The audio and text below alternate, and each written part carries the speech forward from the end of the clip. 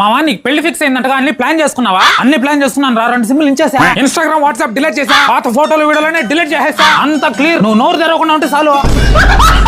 ఒరేయ్ నేను అడుగుతున్న మంటపాలు భోజనాల గురించి రా. వాటితో మనకేం పని? మా ఇంట్లో వాళ్ళు చూసుకుంటారు. ఇంతకీ నీ పెళ్లి చూపులు ఏమయ్యాయి? అది మాత్రం అడగబారా మావా. మొన్న బైక్ తీసుకుందామని వెళ్ళా. క్రెడిట్ స్కోర్ బాగాలేకపోతే బైక్ ఈఎంఐ లో రాదా? కొన్ని ఫోన్ తీసుకుందామని వెళ్ళా. క్రెడిట్ స్కోర్ లేకపోతే ఫోన్ ఈఎంఐ లో ఏమా?